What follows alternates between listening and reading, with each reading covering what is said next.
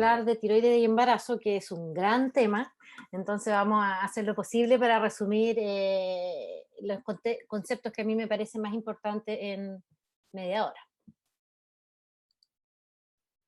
Entonces, bueno, la patología tiroidea en las mujeres de edad fértil es frecuente. El hipotiroidismo clínico no tanto, pero el hipotiroidismo subclínico puede llegar a estar hasta en el 18% de las mujeres, y la presencia de anticuerpos antitiroideos también es bastante frecuente. Entonces, es una situación a la cual se van a ver enfrentadas de manera regular. Y la disfunción tiroidea clínica está bien establecido que se asocia a un rango amplio de complicaciones obstétricas y del desarrollo fetal. Y también hay bastante evidencia de que ya la patología subclínica puede tener algunos efectos. Lo voy a cambiar para que no. Ahí. Es un tema que está en constante investigación y en evolución, y si usted revisa las guías de años anteriores, han estado en constante cambio. Entonces, lo primero que tenemos que tener claro es la fisiología tiroidea en el embarazo. Entonces, podemos ver acá que desde la concepción, en relación al aumento del HCG, que vemos acá en color gris, se produce un aumento sostenido de la T4 total, que va en paralelo con el aumento de su hormona transportadora, y esto es en relación a que está aumentada por el efecto de estrógeno sobre el hígado.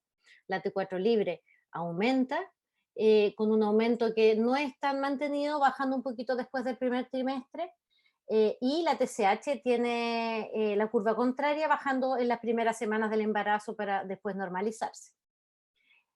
Todos estos cambios van a depender, y toda la producción de hormonas tiroideas, inicialmente de la producción de hormonas tiroideas maternas, que paulatinamente desde la semana 20 más o menos, también va a tener una participación de la producción de las hormonas tiroideas por parte del feto. Cuando hablamos de la relación entre la madre y el hijo y la tiroides en general, hay varias cosas que tenemos que considerar, y en el fondo es todo lo que está pasando a través de la placenta. La TSH no tiene esta característica, pero la T4, tanto la endógena como la levotiroxina que se consume, pasa por la placenta y va a permitir que el feto tenga las primeras semanas de vida un buen nivel de hormona que le permita un desarrollo óseo, cerebral y general, ¿cierto? También el yodo, que vamos a partir por lo que es más fisiológico, ¿cierto? El yodo también, las primeras semanas van a depender del aporte de la madre. Y por otro lado,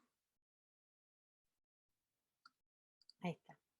Y por otro lado, hay ciertas cosas que a nosotros no nos gustan, pero que igual pasan, que es el anticuerpo antirreceptor de TSH. No voy a ocupar más el puntero mejor. El anticuerpo antirreceptor de TSH, que puede producir efectos negativos en las pacientes que tienen enfermedad de Graves, puede pasar por la placenta y producir un hipertiroidismo al feto. También los fármacos que ocupamos, como el propiltiuracilo y el metimazol, pueden tener un efecto a nivel fetal, y también los beta bloqueantes, como el propranolol. Entonces tenemos que ser cuidadosos con todas las terapias que ocupemos. Vamos a partir hablando de hipotiroidismo, y aquí no podemos separar tres cosas que tienen una relación estrecha. Se estudian de manera separada, pero finalmente sus efectos van a ser bastante en conjunto. Por un lado, el hipotiroidismo, que es la falta de hormona tiroidea, tanto clínico como subclínico, que va muy de la mano de la deficiencia de yodo y de los efectos que pudiera tener la autoinmunidad. ¿Por qué son importantes las hormonas tiroideas? Particularmente son importantes en el desarrollo neurológico, y es por esto que el hipotiroidismo puede tener efectos tan severos en el desarrollo fetal, sabiendo que, como ya les comenté, en el primer trimestre esto va a depender principalmente de la hormona tiroidea materna. Vamos a partir hablando de la deficiencia de yodo. Recordar que aún existe deficiencia de yodo en nuestro país. Nosotros nos encontramos en este momento en un estado de suficiencia, pero pudieran haber algunos subgrupos que no estén ingiriendo suficiente sal yodada por motivos alimenticios, por motivos a veces de comer cosas más naturales, dejan de consumir sal yodada, y son pacientes que tenemos que tener en consideración. Y cuánto esto es lo que se recomienda en el embarazo, 250 microgramos al día, y la manera de evaluarlo es a través de la excreción urinaria de yodo. La deficiencia de yodo en el embarazo, desde 1920 en adelante, se describen los severos estragos que produce el hipotiroidismo por deficiencia de yodo en distintas poblaciones, produciendo cuadros graves como el cretinismo, pero estos después, a raíz de la suplementación con yodo, ya empiezan a ser una rareza, pero hay ciertas consecuencias que podemos seguir observando, como aumento de abortos, aumento de mortinatos, cosas menores como déficit atencional, algunos retardos del desarrollo psicomotor y deterioro cognitivo que son incluso observados en estudios bastante recientes. Y aquí nosotros podemos ver eh, una relación entre la excreción urinaria de yodo y el coeficiente intelectual y el desempeño intelectual de los niños. Entonces, cuando la excreción materna de yodo es más baja, el coeficiente intelectual es más bajo y todos los scores son más bajos, y esto va mejorando a medida de que aumenta la yoduria de la madre. Y por otro lado, es bien conocido el efecto de la suplementación de yodo en el desarrollo cognitivo, y aquí son varios estudios donde, a pesar de que hay cierta dispersión, hay bastante concordancia en su utilidad en mejorar el desarrollo cognitivo de los niños. Es por eso que la yodación de la sal es una de las cosas más importantes a nivel de salud pública.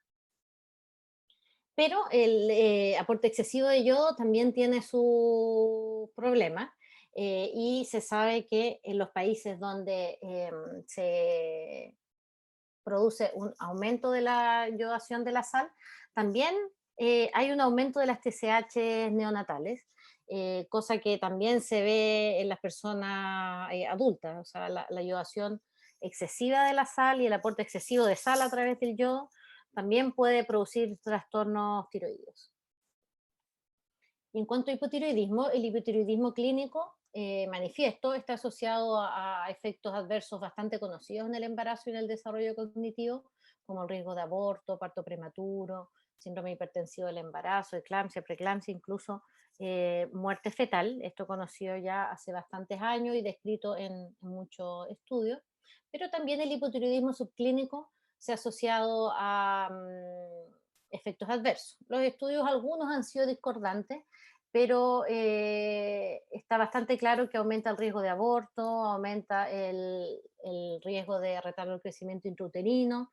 En cuanto a diabetes gestacional, son más discutibles los estudios porque son más son más dispares los resultados, pero también es una condición que se asocia a outcomes adversos. En cuanto a la autoinmunidad tiroidea específicamente, la frecuencia de anticuerpos antitiroideos es frecuente en las mujeres embarazadas, y desde la década del 90 se empezó a describir un mayor riesgo de abortos en pacientes con tiroiditis autoinmune, y varios estudios han ido demostrando los efectos negativos que tiene el embarazo. Particularmente, ¿por qué? Porque el anticuerpo antitiroperoxidasa tiene la capacidad, la tiroiditis autoinmune más bien, la capacidad de afectar negativamente la función tiroidea materna. Entonces, desde hace ya, como ustedes ven, más de 20 años, se conoce que los valores de TSH en mujeres con tiroiditis autoinmune son distintas a las que no tienen tiroiditis. Entonces, este es un estudio del 90, donde nosotros vemos en las líneas más oscuras la TSH de las mujeres con anticuerpos positivos en comparación con la sana es más elevada en el primer trimestre, y en este segundo estudio también vemos lo mismo, pero cuando las tratamos con levotiroxina obviamente normalizan. Y esto que se veía como bien genérico se ha podido ir estudiando más con el tiempo. Nosotros acá podemos ver este estudio de este grupo bastante importante que se ha dedicado a estudiar este tema, de la respuesta funcional que tendría el HCG en las pacientes que tienen anticuerpos antitiroperoxidasa. En el gráfico de arriba nosotros podemos ver los valores de T4 libre en relación a los niveles de HCG en las mujeres que no tienen anticuerpos, y tiene una relación bastante lineal, ¿cierto? A mayor HCG, que se parece mucho a la TSH estructuralmente, va a estimular a la tiroides y va a hacer que se produzca un mayor nivel de T4. En cambio, en las mujeres con anticuerpos positivos no vemos esto, una curva muy plana, y en el fondo esto explica por qué tienen outcomes adversos. Y esta sería la curva, si se acuerdan, las que les mostré inicialmente, de qué pasaría en las mujeres con anticuerpos positivos, que son estas que están en la línea rosada. Entonces tenemos el aumento de HCG, y una curva más bien plana respecto a el aumento de T4, a diferencia de lo que debiera pasar fisiológicamente. Y esto no es solo un estudio que lo ha mostrado, hay otros estudios, esto solo les quise mostrar estos dos estudios que son los más grandes, donde han encontrado esta relación, y si vemos los resultados son casi idénticos, ¿cierto? En mujeres con anticuerpos negativos, una relación muy clara entre a más HCG más T4, en anticuerpos negativos esta curva se aplana, y lo inverso pasa con la TSH. Pero esto que uno lo puede ver como un gran grupo de mujeres y uno se puede quedar con la idea inicial de que, bueno, todas las mujeres que tienen anticuerpos antitiroperoxidasa positivo no van a hacer una respuesta al HCG, pero en verdad no están así. Si nosotros vemos el gráfico de al lado, que está con colores, podemos ver que podemos dividirlo en 4 tipos de respuestas. Por un lado, los puntitos verdes están las mujeres que sí tuvieron una buena respuesta. Tenemos otro grupo que tiene una respuesta más o menos mediana, que están en amarillo, una respuesta mala en naranjo, y las que no respondieron nada, que son las que están en puntitos rojos. Y nosotros acá podemos ver que ellos evaluaron cuál era el riesgo de parto prematuro de acuerdo a cuál era la respuesta individual. No solo por el hecho de tener tiroiditis, y acá en la tabla de abajo vemos que aquellas con anticuerpos positivos y mala respuesta, que serían las que están en naranjo y en rojo, tienen un riesgo aumentado de parto prematuro. Entonces, en el fondo, no son todas las mujeres con tiroiditis, son algunas de las mujeres con tiroiditis que tienen una reserva tiroidea ya más baja. Y en cuanto a resultados perinatales en pacientes que tienen tiroiditis autoinmune, hay varios estudios, los más conocidos son los de Negro, ¿cierto? Que tuvieron mucha relevancia la década pasada, en que hay aumento de parto prematuro principalmente. Eso es una de las cosas que está más establecida. Pero también las mujeres con tiroiditis autoinmunes tienen más riesgo de aborto, y aquí les puse solamente los resultados de los estudios de cohorte, que son sistemáticos en mostrar un aumento en este riesgo, pero también otros estudios, casos y controles han mostrado este mismo riesgo. Incluso hay algunos estudios que muestran un mayor riesgo de aborto recurrente, no en todos los estudios, pero en este metaanálisis la conclusión fue que sí había una asociación. Y particularmente en mujeres que son sometidas a fertilización in vitro que tienen tiroiditis autoinmune, los resultados son discordantes, pero este metaanálisis confirma que sí tendría más riesgo, sabiendo que si miramos individualmente, algunos de los grupos tuvieron una dispersión bastante amplia. Y este se lo quise mostrar, muestra un poco lo mismo, pero ¿por qué? Porque es un estudio grande, es un consorcio donde hay varios centros representados, donde vieron la asociación de la función tiroidea con la presencia de parto prematuro. Nosotros podemos ver acá que tenemos el grupo control, que serían las mujeres eutiroideas, y se observó un mayor riesgo de parto prematuro en aquellas que tenían hipotiroidismo subclínico y también en hipotiroxinemia aislada. Cuando vamos a el grafiquito de abajo, que es la presencia de anticuerpos positivos, también se asoció a un mayor riesgo de parto prematuro, em, y incluso con valores de TSH que pudiera uno no parecerles tan malas e incluso normales. Entonces hay cierta relación entre la autoinmunidad y la presencia de parto prematuro, incluso independiente de las TSH iniciales. Y en cuanto a los efectos cognitivos, si se acuerdan inicialmente, les comenté que la hormona tiroidea era muy importante para el desarrollo neurológico, y acá vemos un metaanálisis que muestra que eh, tanto la hipotiroxinemia como el hipotiroidismo subclínico, como la presencia de anticuerpos antitiroideos se han visto asociados a outcomes neurológicos adversos. Entonces, después de toda esta evidencia inicial, empezaron los estudios randomizados de tratar a mujeres que tenían estas condiciones, con la esperanza de que iban a haber muy buenos resultados. Los primeros estudios son estudios más pequeños, em, que son los 3 primeros de Negro, fueron los más conocidos, en que a mujeres con anticuerpos positivos eutiroidia, ya pacientes con anticuerpos positivos y TSH más de 2,5, les daban hormona tiroidea y se observaba un efecto beneficioso.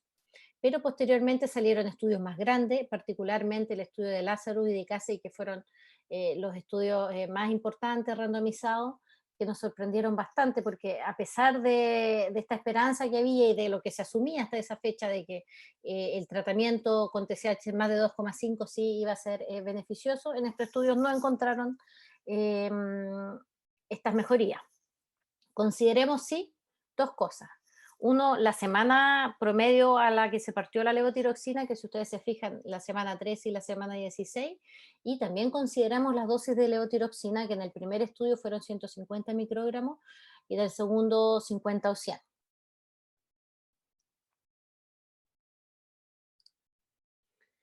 Entonces aquí nos encontramos con una discordancia, todos se sorprendieron, entonces la levotiroxina no sirve. ¿Por qué no sirvieron estos estudios? Bueno, hay ciertas cosas que tenemos que tener presentes. Por un lado, el poder de los estudios. A pesar de que son estudios con un N grande, nosotros vemos que estos dos estudios, el CATS y el estudio de Casey, se encuentran bastante límite como en el poder de encontrar diferencias. Entonces, esa es una de las alternativas, no que no haya sido eficiente, sino que los estudios no tuvieron el poder a pesar del cálculo que ellos habían hecho inicialmente. Por otro lado, lo que yo les comenté, el tiempo al inicio del tratamiento fue un poco tardío, y por otro lado, que tal vez lo que les puede parecer más novedoso y lo que en ese momento nadie pensó, fue las dosis que se utilizaron. Y después de que salieron estos estudios, pues salió esta evidencia, ¿cierto? Que había cierta relación entre los niveles de T4 y el desarrollo cognitivo. ¿Qué mostraban estos estudios? Mostraban que la curva era en forma de una U invertida. Entonces, nosotros podemos ver en el primer gráfico acá a la esquina que tenemos para arriba el coeficiente intelectual en los niños a los 6 y 8 años, y en el gráfico de al lado el volumen del córtex, y por otro lado los niveles de levotiroxina de T4 materna, y cuando están bajos, el coeficiente intelectual y el volumen del córtex es más bajo. Cuando los niveles están óptimos, en el rango normal, los resultados neurológicos mejoran, pero cuando los niveles de T4 materna aumentan, nuevamente bajan, y eso era algo que antes no se sabía. Entonces, es una de las interpretaciones que, si ven los gráficos de abajo, cuando empezamos a dar levotiroxina, tal vez podemos tener una mejoría, pero si damos demasiada levotiroxina, nos vamos a pasar de un extremo al otro y finalmente no vamos a ver ningún resultado, no porque nos sirva, sino porque estamos dando mucha terapia. Y el gráfico al lado también es otro estudio donde mostró lo mismo para decir que no son resultados aislados esto que les estoy mostrando. Entonces, no nos olvidemos la importancia de no sobretratar a los pacientes. Y esto es importante, ¿por qué? Porque acá lo que hicieron fue analizar los niveles de T4 que podían tener los fetos en pacientes que tenían hipotiroidismo y que estaban en tratamiento, y en negro vemos aquellos fetos que tenían niveles altos de T4. Entonces, ¿qué significa eso? Que estamos sobretratando. O sea, incluso la mitad de los pacientes los estamos sobretratando, pensando que vamos a hacer un beneficio, podemos estar realmente haciendo un daño y no aportando nada, ¿cierto? Entonces, recordar ¿qué significa todos estos hallazgos? Recordar que solo algunas mujeres con anticuerpos antitiroperoxidasas positivos no van a responder bien al HCG, que son aquellas que tienen una reserva tiroidea disminuida. Lo que no significa que es muy importante tratar el hipotiroidismo en el embarazo, pero con la consideración de no sobretratar. ¿Qué cosa nos va a ayudar a decidir a quiénes tratar? Bueno, tenemos que tener claro cuáles son los valores de TSH que vamos a ocupar y las dosis adecuadas de levotiroxinas que tenemos que dar. Entonces, ¿qué valores de TSH ocupar? Acá en la primera tabla salen ciertos valores de TSH que son los que se consideraban la década pasada y son con los que se hacía la guía más antigua de cuándo tratar el hipotiroidismo en el embarazo, que por ejemplo esta guía que salió de lata del 2011 que tenía este criterio muy estricto de TSH de 2,5, y nosotros podemos ver que son niveles bastante buenos de TSH, niveles bastante bajos de TSH, pero después de eso salieron otros estudios en donde si analizamos cuál era el percentil, 97,5, en mujeres embarazadas sin anticuerpos antitiroideos, o sea, mujeres embarazadas sanas, empezaron a salir otras poblaciones, como ustedes ven, bastante diversas y con valores mucho más altos de TSH, que hizo dudar un poco estos primeros valores de corte que teníamos. Y en Chile, ¿qué pasó en Chile? En Chile también tenemos este estudio que hizo la doctora Mozo y publicó recientemente el 2018 en varias embarazadas, en que se midió hormonas tiroideas en el primer trimestre, también anticuerpos y también yoduria, y en un grupo de ellas pudieron evaluar cuál sería este rango de TSH. Y es muy interesante este dato que el percentil 97.5 dio con una TSH de 5.3. Este es un estudio que solamente fue hecho en un sector de Chile, no abarca toda la representatividad de norte a sur, y es por eso que las guías chilenas que van a salir ahora de hipotiroidismo, nosotros no incluimos este valor, pero creo que es importante que lo tengan en mente, que hay cierta evidencia que nosotros en Chile podemos tener un valor de TSH un poquito más alta que el de otras poblaciones. También es importante tener en cuenta que si nosotros vamos a ocupar este valor antiguo de 2.5 de corte, vamos a tener muchas mujeres, 35% de las mujeres sanas, en las cuales vamos a estar sobrediagnosticando un hipotiroidismo. Entonces, 2017 salió una guía que está bastante actualizada, pero que probablemente igual van a tener que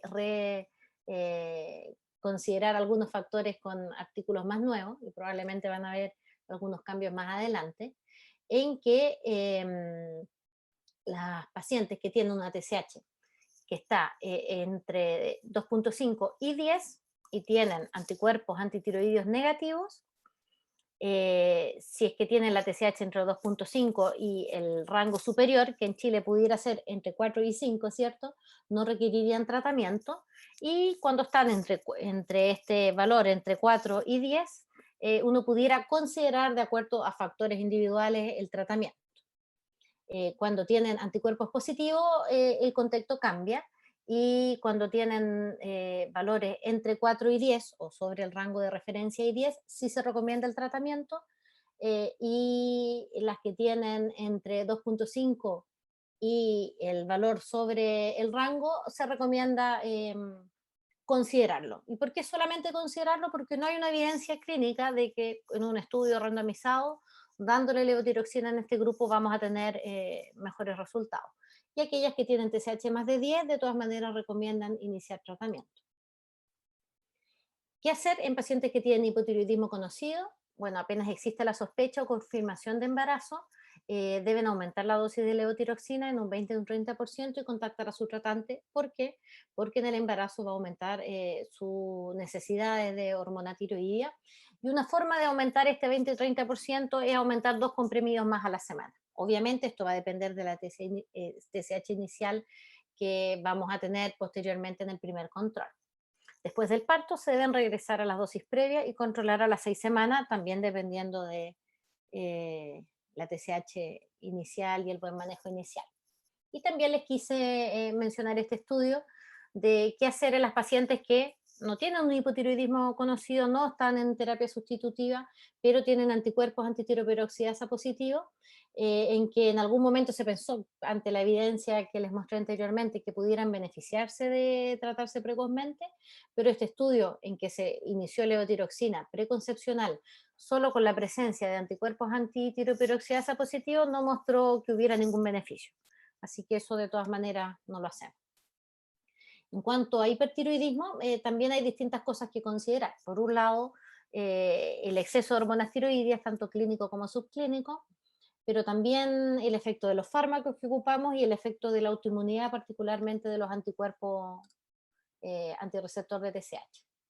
En cuanto a hipertiroidismo y embarazo, bueno, es bastante menos frecuente que el hipotiroidismo, y sus causas incluyen todas las causas de tirotoxicosis en la población general, pero como ustedes saben, también hay causas que son propias del embarazo. La causa más común va a ser la tirotoxicosis gestacional, que es transitoria, y en cuanto a patologías, la más frecuente es la enfermedad de Graves, que también vamos a mencionar específicamente. La patología nodular es bastante menos frecuente. Como causas de hipertiroidismo pudieran ser todas, por eso tenemos que tenerlas siempre en consideración, pero de las que vamos a hablar en particular es de la enfermedad de Graves y de la tirotoxicosis gestacional. Entonces, en cuanto a la tirotoxicosis gestacional, bueno, es la causa más frecuente, como les mencioné, y se asocia a la presencia de niveles altos de HCG, por ejemplo, en la hiperemesis gravídica y en el embarazo múltiple. Como les mostré anteriormente, hay esta relación entre el aumento de HCG y el aumento de la producción de T4. Entonces, acá nosotros vemos en las pacientes que están en color café, que son las que tienen hiperemesis, tienen una HCG más alta, también tienen una T4 más alta, y también podemos ver una TSH que está más baja. La gran mayoría va a ser dentro del rango de normalidad, que es como el cuadro verde, pero las que están en rojo son un porcentaje más pequeño, pero que pueden tener niveles sobre el rango de normalidad de T4 y TSH francamente suprimida. Y ahí pudieran requerir terapia con antitiroideo de acuerdo al contexto clínico.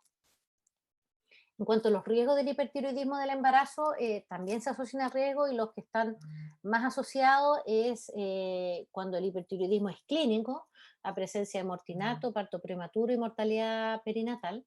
También se ha descrito pequeño paralaje gestacional, preeclampsia, retardo de crecimiento intrauterino, eh, aborto, menor peso al nacer. Pero cuando lo dividimos por severidad, si comparamos con los eutiroideos, los que tienen mayor riesgo de outcome adverso son aquellos que tienen un hipertiroidismo clínico evidente. En cambio, el hipotiroidismo subclínico, al menos a estas patologías no se ha asociado. Entonces, por eso que muchos de los pacientes nosotros, para evitar el hipotiroidismo, cuando tenemos que tratar un hipertiroidismo, lo tratamos con ese objetivo, de tratar de estar entre la normalidad y el hipertiroidismo subclínico. Y en el Graves del embarazo es un tema muy particular porque tenemos muchas cosas en que fijarnos. O sea, por un lado tenemos que fijarnos en el exceso de hormonas tiroideas que se asocia a todos los riesgos que yo les comenté, por lo cual es importante que bajemos este exceso de hormonas tiroideas farmacológicamente, pero también los fármacos antitiroideos pasan por la placenta y pudieran producir en el feto un hipotiroidismo fetal y posteriormente neonatal, por lo cual tenemos que ser muy cuidadosos con la terapia. Y por otro lado, las terapias que nosotros ocupamos se asocian a un riesgo bajo, pero que existe, de malformaciones, tanto el propiltiuracilo como el metimazol. Pero con el metimazol son complicaciones que son más graves, por lo cual se prefiere el propiltiuracilo como terapia, al menos en el primer trimestre. Por otro lado, no nos olvidemos que aquellas pacientes hipotiroideas que tuvieron un Graves porque se hizo una cirugía o un tratamiento con radioyodo, en un porcentaje importante va a persistir la presencia del anticuerpo antitiro, pero el anticuerpo antirreceptor de TSH, por lo cual lo vamos a controlar y este anticuerpo al pasar al feto puede producir un hipertiroidismo. Y por otro lado, también tenemos nosotros las pacientes que en alguna vez tuvieron una enfermedad de Graves, que vamos a estar atentas a que no reciben en el embarazo. Entonces, en suma, la enfermedad de Graves tenemos que hacer un control estrecho de hormonas tiroideas. Cuando es posible suspender el tiamazol en el primer trimestre, lo hacemos. Y eso va a depender de cuán severa sea su enfermedad. Si su enfermedad no es severa, está con dosis bajas de fármaco, vamos a tratar de suspenderlo. Cuando no podemos hacerlo, cambiamos a propiltiuracilo al menos durante el primer trimestre. También hay que acordarse de controlar TRAP al inicio del embarazo. Si están positivos, lo vamos a ir a repetir a las 18 o 22 semanas más o menos y a las 30 o 34 semanas. Y es una cosa que el neonatólogo, si hay presencia de TRAPS, tiene que tener presente. A todas nuestras pacientes que tienen TRAP positivo le hacemos seguimiento ecográfico de frecuencia cardíaca fetal y medición de tiroides fetal. Y en la tiroidectomizada y por radioyodo, no nos olvidemos de controlar TRAP y por otro lado aumentar las dosis precozmente. Rápidamente quería mostrarle, no sé si se recordará el doctor Parra, pero el 2014 juntamos a algunas pacientes para ver cuál era la realidad en nuestro centro y la realidad en casi 100 embarazadas es que la frecuencia de complicaciones es similar a la reportada. O sea, existe, pero si ustedes se fijan en los porcentajes no son tan altas y el riesgo de hipertiroidismo neonatal en este caso fue cercano a un 1%. Como última cosa, quería decirles que a pesar de que nosotros ahora estamos hablando de embarazo, no se olviden que la gran frecuencia de trastornos tiroideos viene después del parto. Y las tiroiditis postparto, las enfermedades de Graves iniciadas postparto, son mucho más frecuentes que los trastornos tiroideos en el embarazo. Entonces, como conclusión, la patología tiroidea tiene varios efectos en la embarazada y en el desarrollo fetal, que la evidencia ha ido aumentando, que la evidencia ha ido confirmando la importancia de las hormonas tiroideas en el desarrollo neurológico y los riesgos del hipotiroidismo, pero también en los últimos años se ha dado mucha importancia a lo que es la autoinmunidad tiroidea. Por otro lado, decirles que los valores de cortes previos que ocupábamos de TSH eran muy bajos, que nos llevaban a sobrediagnosticar y a sobretratar, y que en el hipertiroidismo no nos olvidemos que son no solo las hormonas tiroideas, sino también hay que fijarse en los TRAP y fijarse en los fármacos que estamos usando.